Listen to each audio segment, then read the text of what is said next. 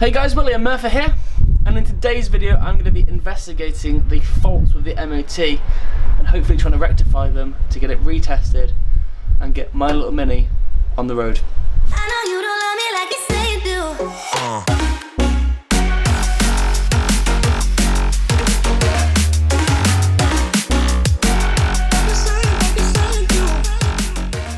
So the first fault I'm looking at is quite a simple one really. The washers are not working.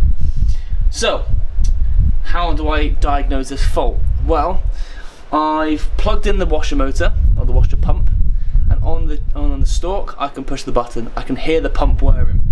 Now to me, the chances of that pump being faulty are quite slim, but there is a possibility that it may not be as powerful as it needs to be. The chances are though it's blocked with sort of a build-up of gunk and fluid and etc, etc. So what I'm going to do first is, with my actual washer pump, I'm going to take the bottom hose off and I'm just going to blow down the pipe and make sure that obviously the water bubbles in the bottom. That would suggest that this pipe here from the bottom of the pump to the washer bottle is clean and clear. You might lose a bit of fluid doing this, but at the end of the day, without testing this, you can't progress forward, and you may have to drain your entire washer tank. Now I've done that off camera, it bubbles up nicely. So the next point is to release this next pipe. Now that goes from the output of the pump towards the split union that goes from each side. Now what I'm going to do,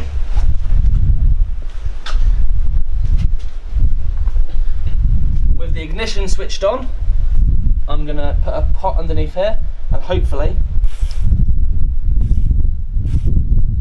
you can see there, and I push the button, that's pumping out really strong, so that should be squirting onto the windscreen.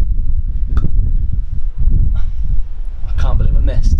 So the next stage is to then investigate further down the line. So I've got a T-piece here that then goes into a pipe up to the passenger side, or the driver's side, and one to the passenger side. Now I can blow onto this pipe here and I should in theory get bubbles one end and I can feel the air coming through the other.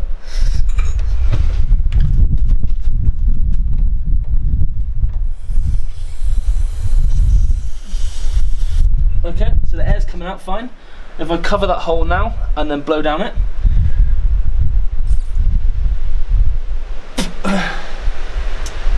I think we may have found the fault. So, the air is not really coming out there, so what I'm going to do, this is a test, I'm going to pull that pipe at the bottom.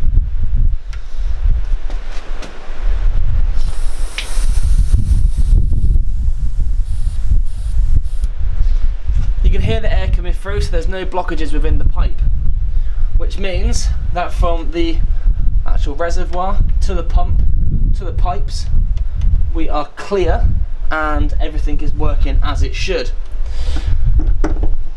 What this means now is that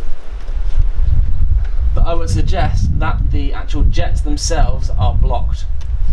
So how do we test this? Well, on each side of these jets here, I've got a aftermarket one which needs to be bolted down. They've got two jets coming out either side, and I can take that jet, unscrew it,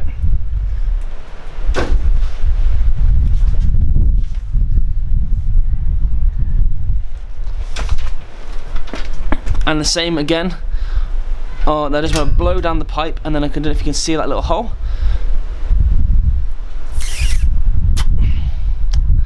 I'm suggesting that that there is the blockage. So I'm taking a split pin, I'm just poking it down inside, and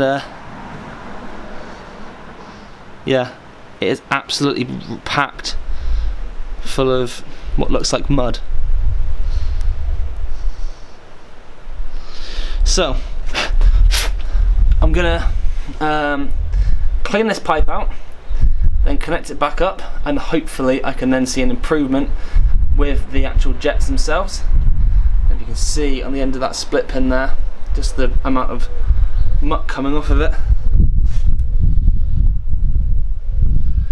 should be clean as anything. So that is problem number 1 resolved. So yeah, just wiping at the back of my hand there. It doesn't look like much, but when you've got a pinhole to try and get the air out of, that will restrict the flow of water no end. So I'm going to do that for the other jet this side, the tube jets this side, and I'm going to come back and test them in a second. So I've cleaned out the jets now. I'm going to put it in my mouth.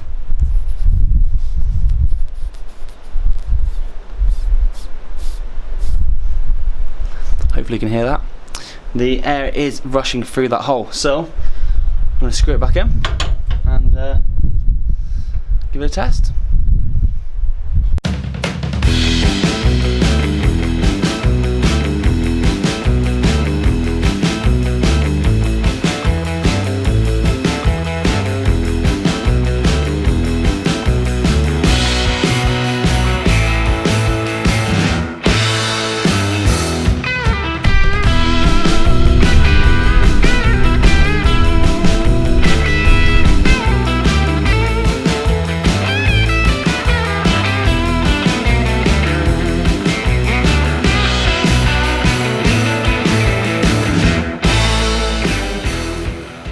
Let's give that a whirl, see what happens.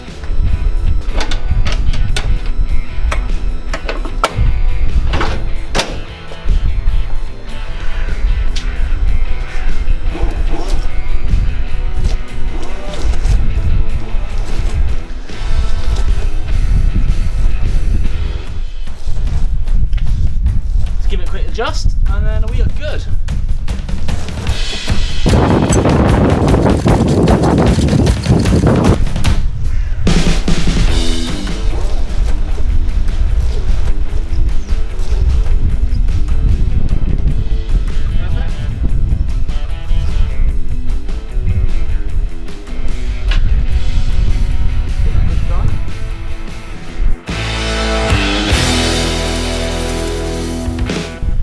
One job done.